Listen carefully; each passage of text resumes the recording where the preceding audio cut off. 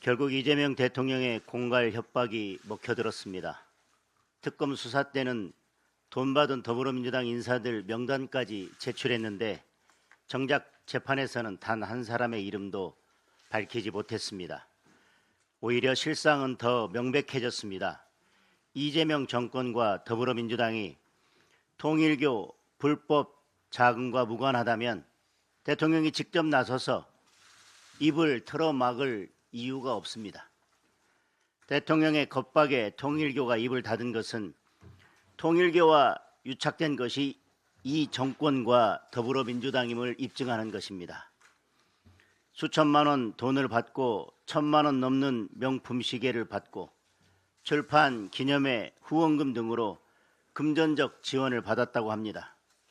대통령 최측근 인사들의 이름도 여기저기 등장합니다.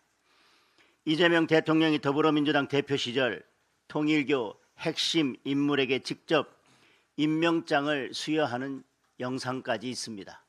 그렇다면 이 사건의 정점에 과연 누가 있겠습니까? 그 실상이 드러나는 것이 두려워 진실을 묻으려는 것입니다. 이재명 대통령이 특검 수사 내용을 미리 보고받고 국무회의 공개 겁박에 나선 것이라는 의심도 지울 수가 없습니다. 대장동 항소 포기처럼 이제 국무회의는 법원과 검찰을 겁박하는 컨트롤타워가 되었습니다. 죄를 죄로 덮는 것은 파멸의 지름길입니다. 민중기 특검의 선택적 수사와 대통령 사전 보고 여부, 국무회의 발언 경위에 이르기까지 특검을 통해 진상을 밝혀야 할 심각한 국정농단입니다.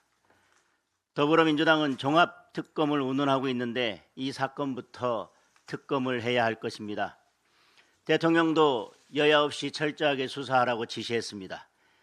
야당에 대해서는 이미 특검에서 충분한 수사가 이루어졌습니다. 남은 것은 여당에 대한 수사입니다.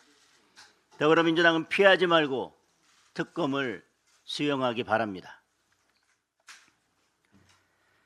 산업구조개혁은 타이밍입니다. 시기를 놓치면 산업 전반이 흔들리고 대한민국 경제의 미래까지 어두워집니다. 지금 우리 경제는 심각한 구조적 위기에 직면해 있습니다. 특히 우리의 주력 산업 가운데 하나인 석유화학 산업은 산업 재편과 체질 전환이 시급합니다.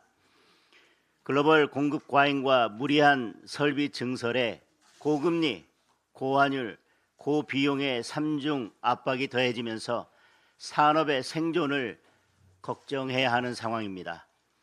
국내 3위 에틸렌 생산업체인 여천 NCC는 3공장 폐쇄를 검토하고 있습니다.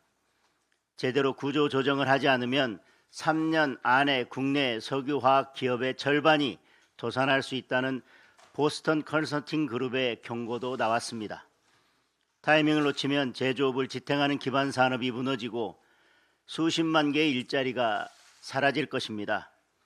우리 경제의 기초 체력도 현저하게 약화될 것입니다. 정부가 산업 재편의 방관자가 되어서는 안 됩니다. 자구안을 내라고 독촉만 할 것이 아니라 금융, 세제 지원, 에너지와 물류비 절감, 규제 완화 등 적극적인 지원을 펼쳐서 체질 전환을 뒷받침해야 합니다. 특히 산업용 전기요금의 인하는 더 이상 미룰 수 없는 과제입니다. 우리나라의 단위당 전기요금은 192원으로 미국 112원, 중국 127원에 비해 상당히 높은 수준입니다. 비싼 전기요금이 우리 산업의 경쟁력을 떨어뜨리고 있습니다. 여수와 서산을 비롯한 산업위기 선제 대응 지역만이라도 전력산업 기반 기금을 면제하도록 전기사업법을 개정해야 합니다. 산업 경쟁력이 높아져야 경제 활력이 살아나고 경제 활력이 살아나야 민생도 살아날 수 있습니다. 우리 당은 산업 현장의 위험 신호를 무겁게 받아들이고 현장의 부담을 실질적으로 덜어드릴 수 있는 정책들을 적극적으로 발굴해서 추진해 나가겠습니다. 이상입니다.